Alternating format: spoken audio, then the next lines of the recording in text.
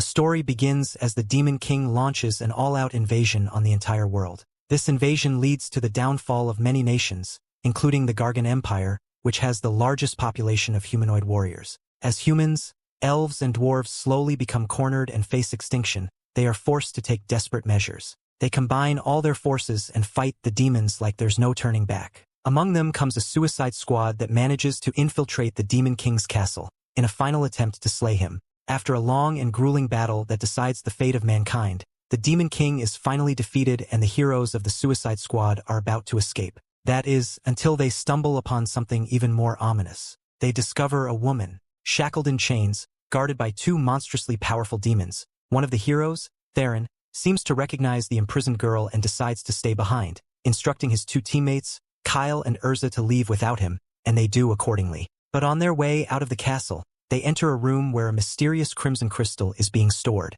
The male hero, Kyle, begins to approach it when several magic orbs strike from above. While he manages to block most of the attacks with his sword, one of the orbs hits him directly, leaving him completely defenseless. That's when Urza, his mage comrade, steps in front of him and uses the last bit of her power to shield him, sacrificing herself to save his life. As Urza disappears into nothingness, the mysterious winged attacker finally reveals himself before Kyle. Overflowing with rage and grief, Kyle charges forward in a reckless attempt at revenge. But even after landing a blow, his attack does nothing. The winged demon relentlessly launches enhanced deadly feathers at Kyle, giving him no chance to counter. Kyle's sword spirit informs him that the technique the demon is using is called elimination, an unblockable high-level spell that destroys everything in its path. Knowing he won't survive the next strike, Kyle makes a desperate choice. He decides to release the full power of his sword's gemstone. The sword spirit doesn't object, willing to do anything to protect its worthy wielder. Kyle activates his ultimate attack,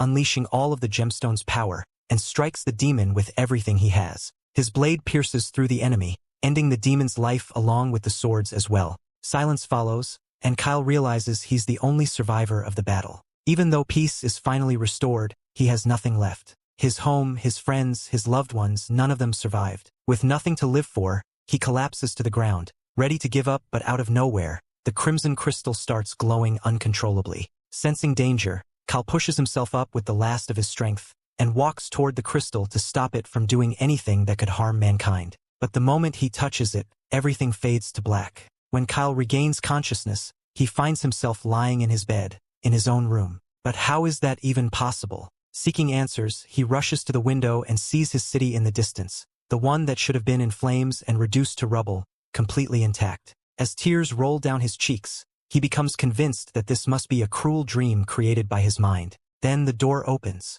His childhood friend Lise enters casually, telling him to come downstairs already because he's been sleeping for too long. Kyle stares at her in disbelief. Lise, of course, doesn't understand what's going on. She assumes he's acting strange because he has an upset stomach and comes closer to check on him, only for Kyle to pull her in for a tight hug. Overwhelmed with joy just to see her alive again, she blushes and asks him if he's drunk or something. She tries to get away, only for Kyle to hug her more tightly. This ends up with both of them conveniently falling onto the bed, leaving Kyle completely flustered. Lise, finally gaining some control, shoves Kyle away from her and strikes him with a punch to the gut. She screams at Kyle, saying that whatever he just did to her, she needs some time to process it and must prepare herself mentally. Before giving him a reply after saying so, she calls him, "You jerk," and runs out of his room. Kyle, still clutching his stomach in pain, suddenly realizes that he's not supposed to feel any pain, as this is supposed to be a dream, which means whatever this is, it must be real. He notices something under his blanket, and as he lifts it up, he finds the crimson crystal lying there, making him realize that it was the crystal's power that allowed him to go back in time before the invasion had begun. Looking in the mirror, Kyle figures out that he is now much younger than he was. He takes a look at his body to see that he has no injury, which makes him believe that this is no dream. He takes a look outside the window to see that the land is back to normal, and since Lise, the love of his life, was alive, he concludes that he has been sent to the past. This thought leads him to take a much closer look at the magic stone, but he doubts that it would have the power to send him to the past. While he deliberates on this, his stomach rumbles from hunger and he rushes out to find something to eat. Fortunately, he was met by a full table of food which Lise had made. The sight of this reminds him of the time when Lise would always come over to help him and his mom with the cooking. Without wasting much time, he helps himself out by destroying every single plate. After a while, he ends up finishing everything on the table. At that moment, Theron strolls into the dining room to have his breakfast. However, he is met by a table as empty as Kyle's head. The thought of Kyle finishing everything by himself shocks Theron, but he chooses to let it go since that day was Kyle's birthday, even though Kyle doesn't see this as a worthy enough birthday gift. Meanwhile, seeing Theron, he is reminded that they were just in a fight together before his death. However, Theron leaves to find a solution to his hunger. On the other hand, Kyle finally realizes that he has indeed returned to the past, but in order to get answers, he goes to ask his mother some questions, as she always did in his previous life. Kyle's mother spends her time at their underground library. She had been reading all night and had lost track of time. Ignoring that fact, he proceeds to ask her the question. Since she was an archmage, he believed she would be able to provide an answer to it. Just then, he seeks to know if a time-traveling spell exists, and she reveals that it does exist. However, before he gets excited, she goes on to tell him about how rare a spell like that is. Furthermore, she informs him that such a spell cannot be used since it requires an immense amount of magic power, one that even the most powerful mages do not possess. In that moment, he seeks to know if a magic item can actually be a catalyst to store an immense amount of magic power, and she confirms that it is possible. However, such power would require a being that has lived for centuries. Also, there exists the possibility of generating such power from having hundreds of lives lost. In this case, the deaths caused by the demons had led to an immense transfer of magic power to the magic stone that had caused Kyle to return to the past. What would you do with this stone if you could get your hands on it? While he thinks about this, Kyle's mother brings a book with a picture of the only magic item capable of storing such power. Just as expected, the magic stone in his hands was just the right item. It happened to be the legendary divine dragon's heart, which had been missing for over 1,000 years. This completely answers Kyle's questions, and he is pleased that he got to have this conversation with his mom after a long time since her death in his past life, although she is thrilled with how matured he has become, not knowing that she is speaking to a son who is about a decade older. When the two are done with their questions and answer session, she stands up to go and eat. But when he informs her about the absence of any meal, she is left with no choice but to offer it to him as a birthday gift, just as Theron had done earlier. Now I'm left to believe they are just broke. Later on, Kyle goes to a quiet place where he looks at the stone one more time. He imagines what his old self would have wanted him to correct. Just then,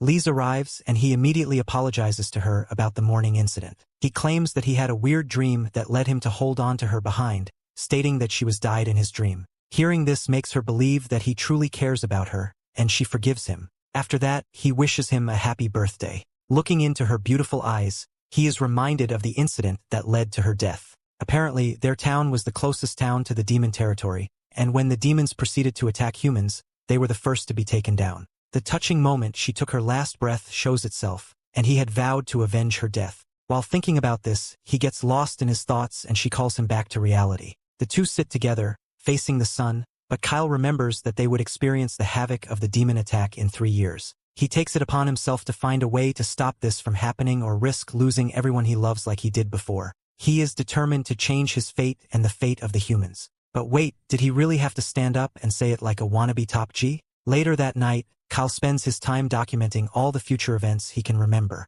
He considers telling people about the pending demon attack, but is convinced that nobody would believe him. Since that's not an option, he is hell-bent on killing the Demon King himself, even though he is nothing but a pathetic weakling now compared to his old self. Regardless, he picks up his sword to test himself and see if he stands a chance. Kyle begins practicing with his sword, imagining that he's facing the winged demon that took his life in the previous timeline. Although he can dodge some of the attacks, he is still hit and realizes that he's not yet good enough to be the world's savior. The good thing is, Kyle still has 3 years before the great invasion begins, and he decides to take practicing with his sword and magic seriously, which he admits he didn't do last time. Using spells like strength and haste, he increases his stats and notices that he feels more powerful than usual, leaving him wondering if his magic power has increased due to the Crimson Crystal's powers. Regardless, he continues practicing, and now, with a boosted speed, he is able to dodge almost all of the attacks by the winged demon. But as he nearly closes the distance, he gets hit and is thrown to the ground. He figures out that his current body is not yet used to the strength boost his magic is giving, but he must keep going in order to tackle the doomsday. In the meantime, Theron and Lise are keeping an eye on Kyle in secret from behind the bushes, and they start wondering what's gotten into this idiot. All of a sudden, Theron's mom, Miss Layla, arrives to see how her son is doing these days and asks Lise if he has been behaving. Lise snitches on Theron, revealing that not only is he not providing for himself, he begs her for food every single day. Layla decides to hear this story later, as her interest is in Kyle. She can't help but notice from Kyle's fighting style that something's changed in him, something serious. She asks Lise and Theron if something serious has happened, and Lise at that moment recalls how soulless Kyle's eyes looked the previous day. Neither Lise nor Theron is sure what happened, but Layla believes the only thing that can change a teenager overnight is if they fall for someone. Lise is shocked by Layla's theory and thinking it's not her. She immediately walks up to Kyle, demanding he confess before she beats the crap out of him. Kyle, of course, has no clue what she is talking about, and as he fails to confess, she is warned, proceeds to beat the crap out of him.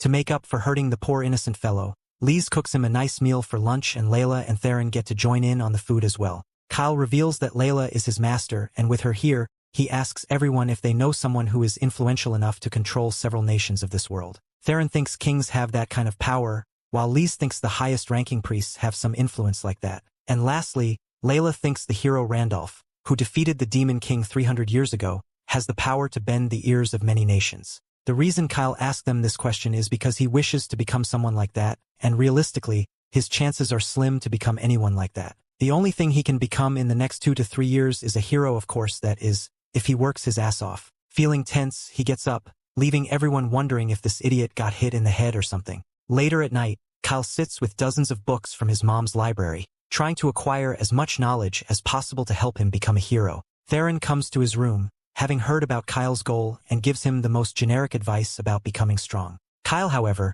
states that strength alone isn't enough. A hero needs money, as well, since both traveling and adventuring cost a lot. Furthermore, a hero needs connections with powerful people who can help in political matters, and lastly, the thing a hero needs most is luck. Theron understands, but what he still doesn't get is why the hell Kyle wants to become a hero. He's not curious, he just believes that Kyle's real goal is something else, and becoming a hero is just a step to achieve that. Kyle is impressed by Theron's intuition, but he still can't reveal his true reasons, so he simply asks him to trust him regardless. Theron hopes for the best for his friend and leaves the room, wishing him good luck. Now that Kyle's finally alone, he starts reading a book and finds some useful info that could help him make money. He also plans to meet a woman, a crucial encounter that he believes will surely help him become a hero. The next morning, he decides to go on a journey in 2 days and tells Layla and Theron about his plans during breakfast. Layla is surprised by Kyle's strong will and determination and asks if he has spoken to his mom yet. He has, and she cried a bunch. Layla then decides to make her good-for-nothing son join Kyle on his adventure, and Kyle is glad to hear it since he had intended to take Theron with him in the first place. Layla jokes right in front of Theron that he'll make a good human shield, and Kyle adds that he's indeed suitable as a sacrificial pawn. Jokes aside, after breakfast, Kyle breaks the news to Lise, who is visibly upset to the point that she can't even look at him. When she learns that he intends to go to the royal capital for work experience, she asks to come along, but Kyle instantly refuses, not wanting to put her in danger. Still, she persists, saying she won't be a liability as she's been trained with the Oracle warriors. Knowing there's no shutting her up, Kyle kisses her, then makes the promise that once he comes back, he'll visit her first and continue what he just started with her here. Lise doesn't know what to say. Regaining her composure, she makes Kyle promise that he won't do anything reckless and will return to her safely. Then, under the trees, they share a long, quiet hug. Since he has a long trip ahead, he needs to prepare for it. He takes a walk to the market and brings Lise along. As they walk, he apologizes to her for stressing her, but it wasn't really stress. She notices a beauty in the market. It's an elf, and she calls his attention to the pretty elf. When the elf turns to their side, she can't help but notice how stunning she looks. Kyle recognizes her too. It's Urza. He walks towards her, thinking of the best way to introduce himself again. He recalls that one day in his first life she had told him her true name, and since it's a secret, he thinks it's the best way to reach her. He calls her the name Excess before he realizes that was a huge mistake. At that time, only 3 people in the world know her true name, just her parents and her, so she sees him as an immediate threat. He tries to calm her down, but knowing her, he knows she'll make a scene, so he decides to make her sleep instead. He invokes her true name to make her sleep, and she rests on his body. As he sighs in relief that it's over, Lise burns with anger behind him. She accuses him of cheating, and he tries to explain that he met Urza when she wasn't in the world. But what does that mean? Because she's right there, refuses to listen and insists that if he travels alone, he'll surely collect all the ladies in the royal capital, so she will surely follow him. He can deal with her another time. Urza is the priority. She wakes up and he tries to explain himself. There's barely any way he can do that, because why would she believe that she'll meet him in 5 years? They'll fall in love and she'll be the one to tell him her true name. A stranger knowing her true name is also very dangerous for her, so the only way she can be sure she's safe is to kill him. Kyle doesn't want to die, not when he hasn't even found the solution to the world's ruin. So he finds a solution. He tells her that he can make an application of contract with her and vow that he won't use her name for evil until he tells her where he got it. She's even shocked that he knows about applications of contract. She asks him if he knows what will happen if he breaks the contract, and he says yes, because he'll die. That works for her, but she can't make an application until it's a full moon, and the full moon is still weeks away, so she asks him to stay there with her. He can't do that because he has to travel the next day. Left with no choice, they make a decision. The following day, Kyle's parents send him off. Lise insists she'll follow him, so he goes with Lise, Theron, and of course Urza, who is following him because she wants to create the application of contract. He walks away from the path they were meant to take to the royal city, and Lise asks him why. He tells them he wants them to go to Sungard first. He reminds them of the legend around that area, the Magic Queen Labyrinth. He brings out the map and says they're going there. They laugh at him, saying no treasure exists there, and Theron even insults him that someone so money-conscious will only get duped. They insist the map that was sold to him is fake, but when Urza checks, she sees the paper is old and might be original. Since a pretty girl is telling them it could be real, they all decide to trust her. However, Lise shows them that where the treasure is marked on the map is actually very far and the labyrinth is very deep. He tells them he has his plan and they don't have to worry, and for his plan he hopes they'll dig their way through and won't have to fight. They arrive at the labyrinth and they start digging. Theron wonders why they can't just enter, but he explains that there are magic circles there and they'll have to fight long wars. Theron wonders if he saw all of that on the map, but no, he hadn't. He had experienced it before, knew how much he had to do before getting to the treasures, and doesn't want that stress again. He tells them that he also didn't imagine that the first thing he'd do after deciding to be a hero would be to dig. Urza comes to distract. She commands them on how they should dig, and they all obey the woman commander. After a long day, they all go to eat a meal made by Lise for them. When each of them takes a bite of the meal, they're shocked at how amazing it tastes. Urza even says the meal refills her lost energy. She sees that Lise has hung a boar and asks her how she caught it. She tells her she caught it with her hand, which shocks Urza. Urza makes a pool for herself and Lise to bathe.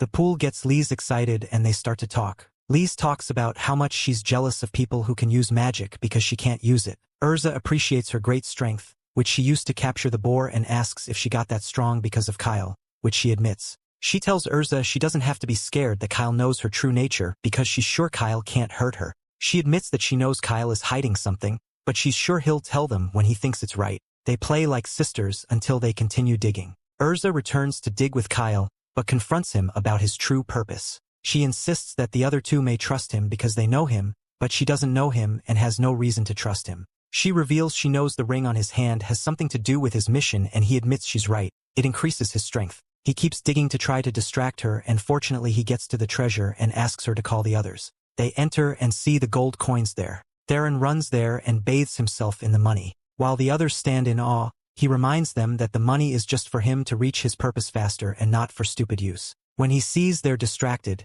he excuses himself to find his sword. He goes to the sword and a bright light shines from it. The spirit comes out and admits it's been a while since she's seen a human. Will he enter a contract with this sword again? The sword spirit goes into full NPC mode and starts a long speech to congratulate Kyle on reaching here, but Kyle quickly puts his hand on her mouth, telling her to quiet down as he doesn't want his friends to hear them. Before she gets offended, he explains that he already knows of her status, that she is an exact copy of the late Magic Queen Sildonia who reigned during ancient times, and the sword behind her was crafted by Sildonia. Sildonia asks how Kyle knows all this, and Kyle replies that he'll explain everything later. In any case, he mentions to her that he and his friends skipped all of the traps and riddles by digging a shortcut, and Sildonia feels disrespected because this dungeon is her tomb. Regardless, Kyle wants to pull out the sword now, and knowing that once he does so, there will be a final trial, he requests her to handle it. Taking an interest in this mysterious guy, Sildonia decides to trust him and gets back inside the sword again. As Kyle pulls it out, she takes a moment to read his memories and then comes out, asking him if he's actually come back in time. Kyle nods and tells her that he still has the divine dragon heart in his possession that was used for the time travel magic. Sildonia still has a hard time believing all of this, even though she knows time travel magic exists. But before she can ask him anything else about it, Kyle's friends walk in there looking for him. Kyle quickly whispers to Sildonia to follow his lead, and then starts acting like he's come here completely by coincidence, shouting that he's just found a legendary intelligent sword. He also acts as if he's meeting Sildonia for the first time and then introduces her to his friends. Liza gives Sildonia some cookies to eat and asks her if she's really the ancient Queen Sildonia.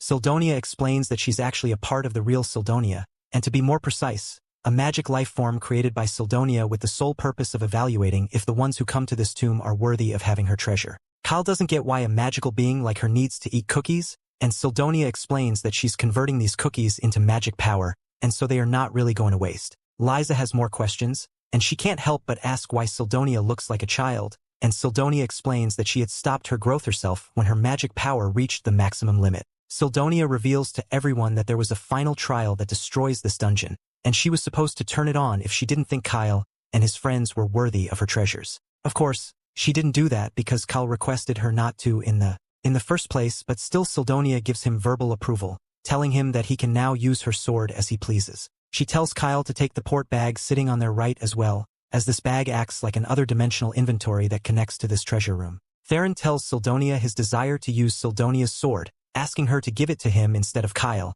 but she instantly refuses, stating they are not compatible, and both Liza and Urza joke about how Theron keeps getting rejected by everyone. Anyway, the group, along with Sildonia, heads back to the royal capital as Kyle's next goal is to buy high-quality gear with the infinite money he has now. He throws some money at the shopkeeper to make him realize how rich he is and then buys the flagship product of the shop. Then Kyle tells the others to also pick whatever equipment they want, and shortly after, they buy whatever they like in the shop. While Kyle shows off his flashy blue armor, Liza reveals that she's bought a pair of gauntlets as she's a fighting type. Urza, on the other hand, has bought a spirit stone amulet. And lastly, Theron has bought himself armor that honestly looks cooler than Kyle's. Theron in his new look tries to flirt with an assistant, but scares her off with his cringe words. Meanwhile, Kyle takes a look at some magic stones for offensive purposes that are highly effective against reptilian monsters. The shopkeeper brings out a blizzard stone that activates an ice spell, and Kyle decides to buy every single one of this magic stone, even though they are super expensive.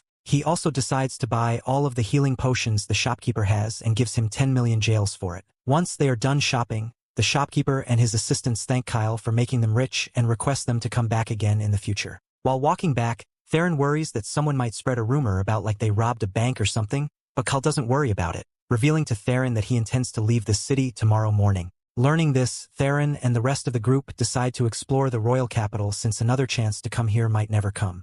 Meanwhile, Kyle uses this opportunity to speak with Sildonia in private, bringing her to their hotel room first. He then asks her about her opinion. Can he really change the future? I mean, he already has by meeting with Urza and Sildonia way earlier than he was supposed to. But anyway, Sildonia states that changing the past doesn't change the future. She puts it simply that Kyle has entered an alternate timeline, a parallel world, which still means that Kyle with his actions can make a change in the future and perhaps stop the Great Invasion. Kyle doesn't understand why the Divine Heart Crystal came here with him. If the crystal came here as a copy, why is it that Kyle didn't come as a copy as well? Sildonia theorizes that it's because of the use of a fusion spell. According to her, a fusion spell increases one's magic power by fusing their souls, and the reason the crystal came here was so that it could fuse this world's Kyle soul with the regressed Kyle soul, increasing his magic power at the same time. It does make sense to Kyle as he's noticed that his strength and magic power have doubled. Sildonia theorizes that with these cheat boosts Kyle will be able to use the highest level of spells in history, but mastering them will be what he should focus on. Anyway, he's gotten all the advice he needed, so he thanks Sildonia and goes back to reading books and stuff. Urza and Liza share a room throughout the entire journey, and they have gotten quite close. That night, Liza comments that the journey hasn't been that bad. She has learned how to camp well, and she no longer finds camping as difficult as she used to. She asks Urza if she isn't sleeping yet. However, it is a full moon and Urza enjoys looking at the moon, so she reveals that she doesn't want to sleep yet. Liza leaves her and goes to bed while she considers all that has happened over the past month since she started the journey. When she started the journey, she wasn't quite optimistic about it. However, it has been fun. Liza is a cute little girl and they have gotten quite close. Sildonia is very knowledgeable and always has new things to teach and say, which makes being around her fun. Theron, on the other hand, is just fun to watch. As for Kyle, she still feels confused about him. She knows he is hiding something. He is secretive, and when he looks at her, his stares feel as though he can see through her mind. Shockingly, she isn't uncomfortable about all of this. She is very fine with him. Just as she thinks about Kyle, Liza sleep talks and says she is the only one that is allowed to be around Kyle. Just as if she knows Urza is considering how comfortable she is with him. Liza's strange expression takes Urza aback, but after she recovers, she looks at the moon and prays to the goddesses of the moon to bless their journey. She suddenly remembers that it is a full moon, and that is the day she is meant to enter an application of contract with Kyle. If she doesn't do it that day, she will have to wait another month. She immediately stands up and starts looking for him. Speaking of Kyle, he has just finished training with the sword and is exhausted. He lies on the floor, satisfied with how good he is getting with the sword. Sildonia comes to speak with him. She talks about the fighting technique he uses. Saying it wasn't available in their old world, he compliments the sword, revealing that it works as if it is attached to his body. Sildonia is sure about that. Zarl's is one of the best swords ever made, and there is no other sword that is greater. He even tells her that he has used mithril swords before and they are not that good. Urza arrives and screams at him. He wonders why she is looking for him at midnight, and she reminds him that it is a full moon. He doesn't even remember that they have to make an application of contract and isn't interested in doing it with her at the moment. He tries convincing her that they could do it during the next full moon, but her real name is at stake, so she cannot take that risk. She commands him to have the contract with her immediately because she won't take chances. She goes to the middle to draw the contract line and reveals that an application of contract is just like a marriage ceremony. The two parties exchange their true names and make promises that they wouldn't use the name for evil. It also means the two parties must stay around each other. It is just like marriage. By the time she finishes drawing the line, Kyle is dozing off. She wakes him up and commands him to come. As he goes, he recalls when they both did an application of contract in his previous life and imagines that from that moment they will be together. She makes him swear that he wouldn't use her name for evil, and after swearing, he moves closer to kiss her. She pushes him away and asks what he is doing. In his first life, when he did the contract with her, they were already in a relationship, so she kissed him. He assumed that kissing was a necessary ingredient to seal the contract, which was why he did it again. However, she reveals it isn't needed and is only used when it is a marriage ceremony. She is angry at him and it activates fire behind her. She commands the fire to consume him for his actions and he screams. The following day, the team begins a journey to Arken Town. However, on their way, Urza, Kyle, and Therion due to tiredness, so Liza wonders why they all didn't sleep. Kyle tries to brush her off by saying there was an unfortunate situation. He also stops Urza from speaking about how he got burnt. It gets worse when Liza smells fire on his body, but he still refuses to talk. Theron, on the other hand, didn't sleep because he was chasing ladies, so Liza can't be bothered. She asks why they are going to Arken, and Kyle lies to her that Sildonia has the ability to predict the future and that they are visiting Arken based on her prediction. Sildonia knows he is lying and her reaction is off, so Liza notices and confronts them. But again, they brush her off. They arrive to a crowd at Arken and find out through Theron that the Princess of Arken, Princess Milena, a beautiful and kind-hearted Cinderella, who is the pride of the city, is visiting that day. Fortunately, the other members of the team haven't seen her before and they are excited to meet her. When she arrives, she is just as beautiful as she was predicted to be and kind-hearted too. She even helps a kid who fell. Kyle looks at her bodyguard and recognizes him. Sildonia asks Kyle if Milena is his target, and he says yes. Later, he needs Sildonia to give her an update on his plan. In 2 days in the forest between Arken and Sinesh, Milena will die. It happened in his previous life when Milena clocked 16, which is now she would be attacked by hydras. Sinesh has recently been attacked by hydras, which is exactly why Milena visited to pay her condolences. She would die on her way to Saints, and it would be deemed an unfortunate situation caused by her kind heart. But for Kyle, it's her carelessness. Because why are you traveling to a city that you know is under attack? Sildonia, on the other hand, thinks there could be a political undertone to Milena's death. Kyle admits she is right. There is a person who benefits solely from Milena's death, and that is her stepbrother, Karina's. Shockingly, Karina's is also in the city at the moment, but he is socially awkward so he doesn't come out. Regardless of how suspicious it is that Karina's will be king after Milena's death, the people just took her death as an unfortunate event and moved on. This is Kyle's plan. He hopes that in 2 days he will successfully save Milena from dying, and that will be his first heroic act. It will sing his pride all over the world as the savior of the kingdom's pride. A hero needs recognition, and that is his first bet at it. Will he succeed?